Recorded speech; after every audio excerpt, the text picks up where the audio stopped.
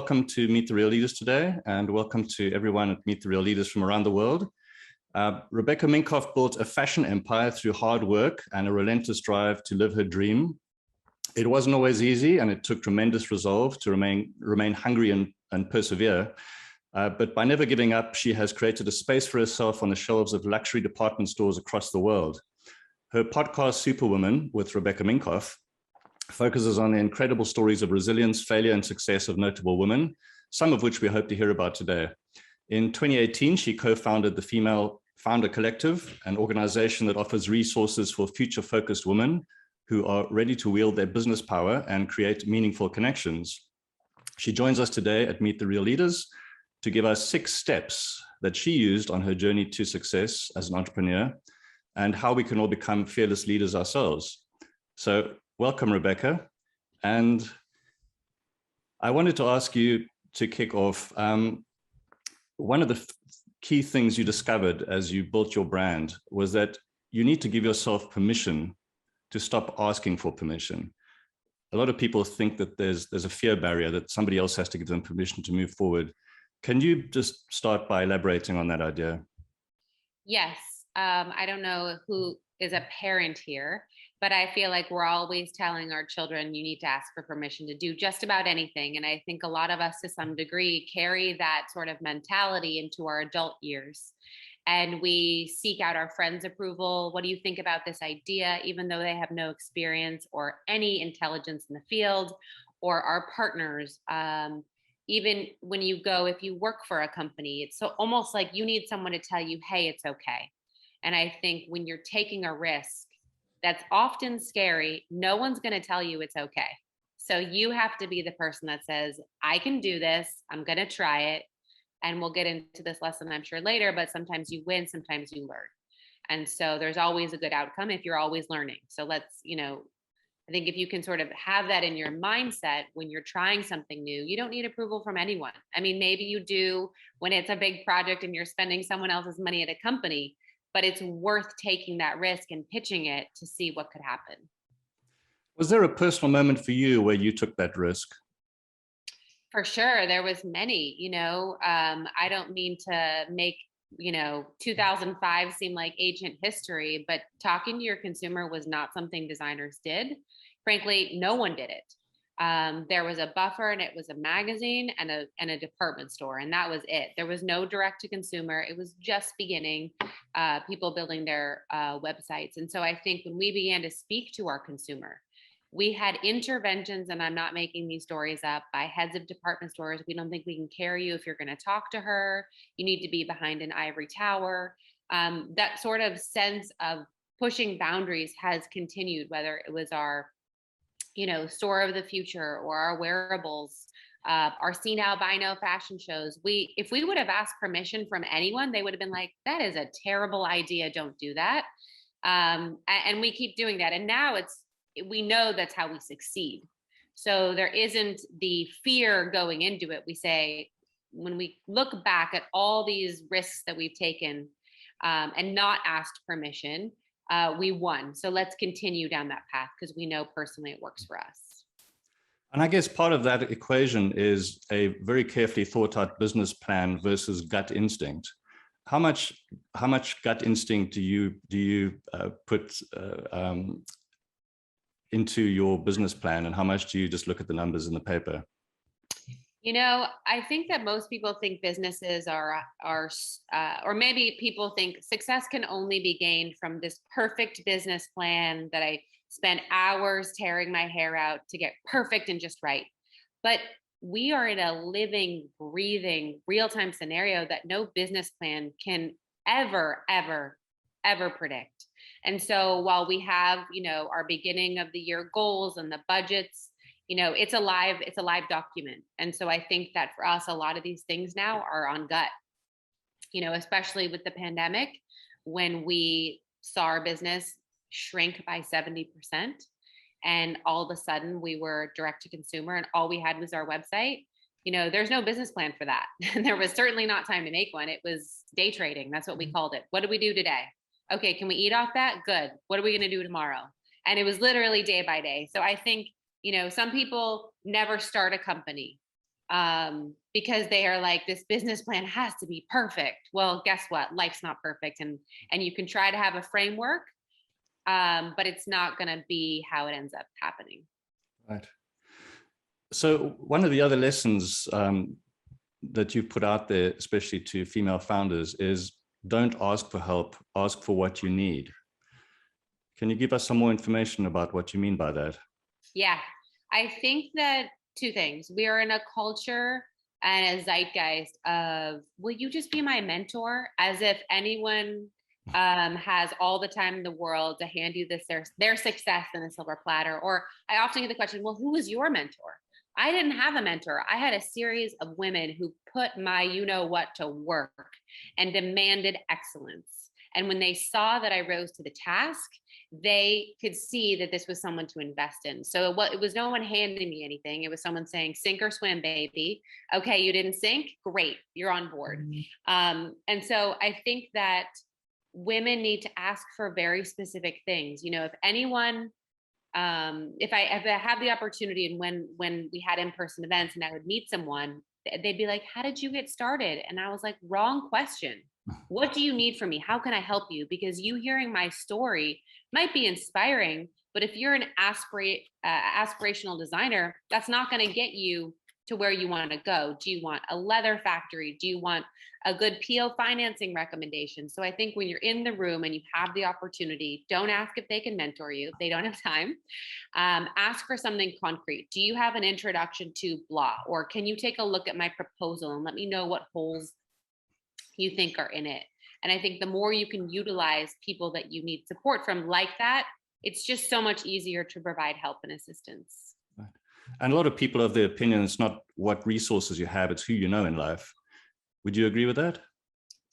It is who you know, but that then puts you at a disadvantage if you think that way. It's who are you going to get to know? You know, I knew no one, absolutely no one when I first moved to New York. And there was this little website that put up events of what was happening, and I would go to those events and I didn't know anyone, and I had my little self-printed business cards and I would hand them out, and I came home every night and I would count those business cards like they were cash, and I was like, I met this person and this person and this person, and I'm going to reach out to them. And so I think it's not who you know now, but who can you get to know. And I firmly believe in, 6 degrees of separation. There's someone that knows someone that can help you, and that's your time to be specific and ask, for that introduction, for that next step. And then I'll just add to that is not everyone's going to answer, and not everyone's going to be supportive, and don't take it personally. Again, early on, I was a nerd and I had a little graph, and I kept track on this graph, how many asks get how many yeses.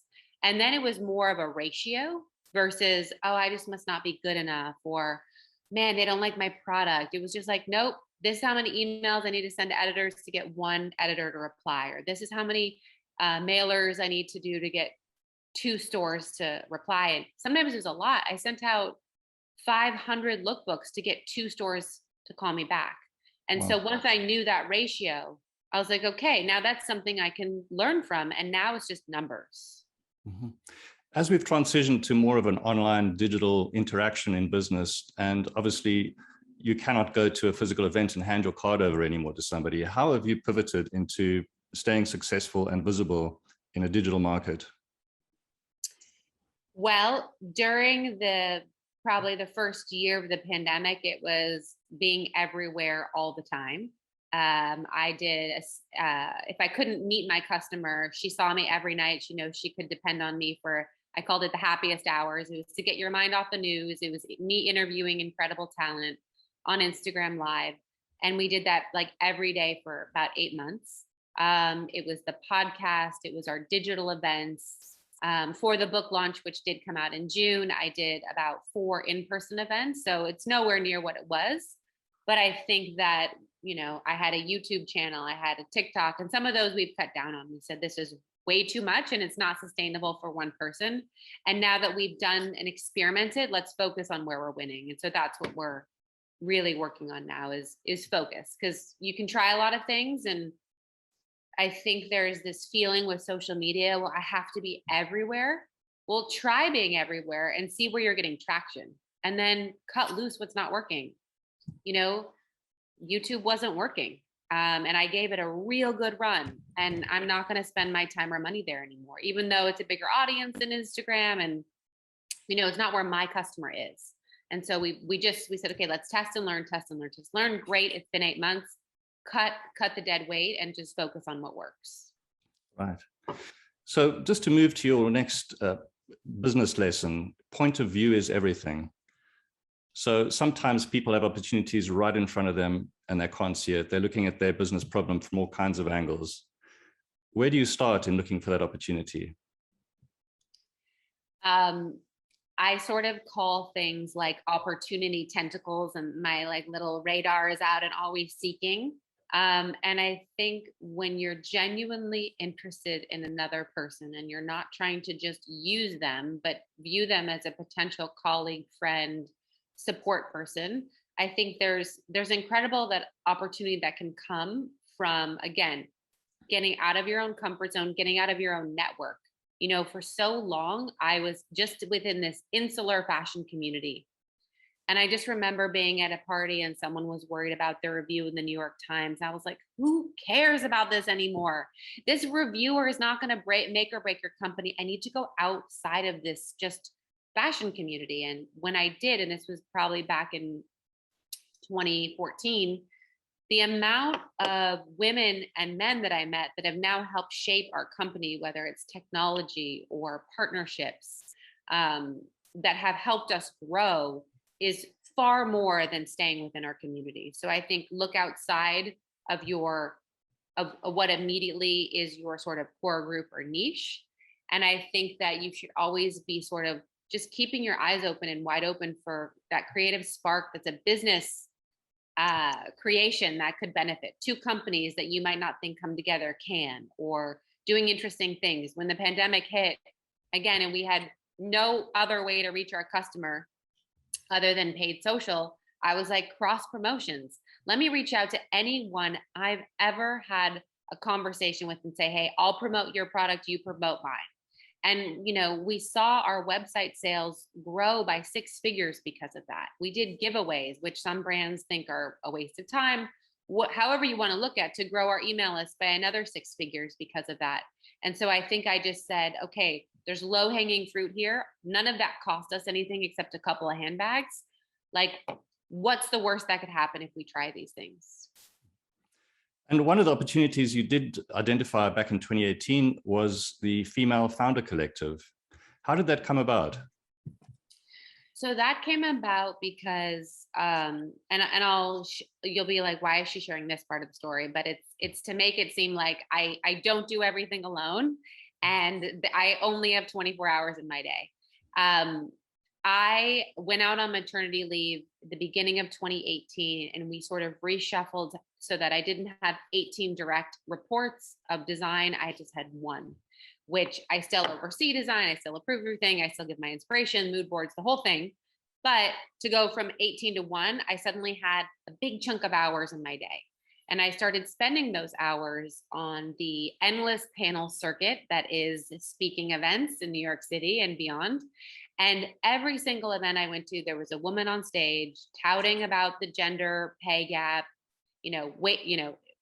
inequalities. And, a couple of months went by and I was like, well, this isn't changing. We're talking into an echo chamber. We can just talk till we're blue in the face and no one's paying us more money. We didn't go from 80 cents to 81 with all this talking. So what I like to get really nitty gritty and granular and like, what can we do to actually enable women to make more money?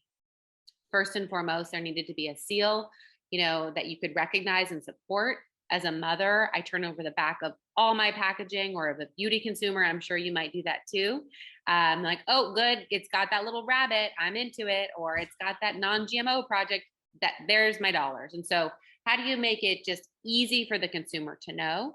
And then also, I know that there's power in community. There's power in sharing, founders to founders. Here's my best resource for fill in the blank.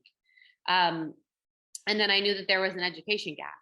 And I started my business with just a passion and, believe me, a lot of no skills in the finance, logistics, production arena.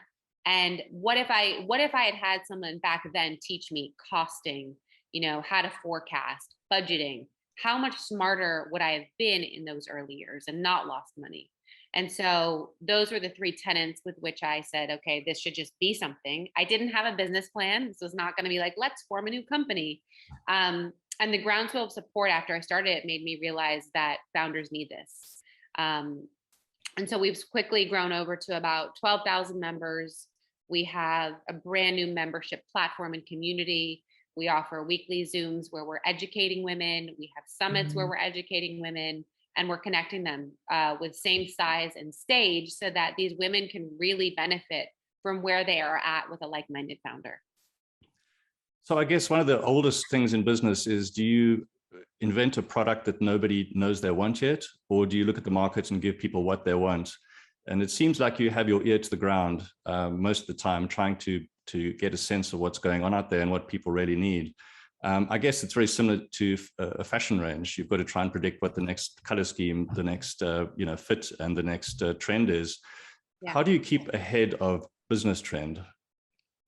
To answer your question, I think it's a little both. You saw what Apple did.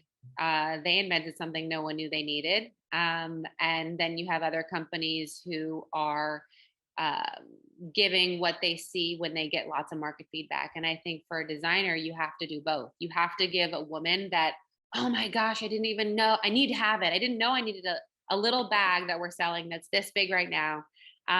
That's pretty useless, but so cute and fun, right? It fits your credit card and your AirPods, and that's about it. And then we know from Zoom, endless Zooms that people are on, that people want great outfits that have great shoulders, or they want great jewelry. And we saw that peak during the pandemic when all of a sudden we're like, why are our sweatshirts selling out? Why are we suddenly selling jewelry? This is such a tiny category. Well, she needs to change up her look every day, and this is all you see. And so what did we do? We gave her every type of sweatshirt you could ever want. We gave her a sweatsuit. We increased our jewelry SKU count, and we're primarily known as a handbag brand. So we were able to open new categories because we listened. So I think a good business person can see the thing that's going to be their meat and potatoes, and then they need to dangle that extra exciting carrot in front of their consumer to give them something that makes, certain consumers go, oh, wow, I need that. And I guess with any product and service, you can't just sit back and rest on your laurels once you've hit on one great idea. You've got to keep innovating.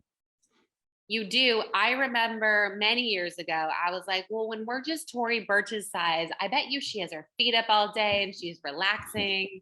No, she's definitely not relaxing or resting on her laurels. I think you are good or bad, always on the quest for the next hit, just like a musician might be, or a actor might be. It's not just relegated to design. It's probably any field. You get that heat and that momentum, and then you got to keep going with it. And we had, and sorry, just to be, sure. We had many years where I was chasing a hit. I was chasing a bag that's still popular for us, but had sort of waned. And there was like a dry period of 3 years where we just couldn't get that hit. And I was like going insane trying to figure it out. And we finally did, but it took a while. So it's always nice if you have some things in your back pocket. Word to the wise. Right. And you're a big proponent of changing things up.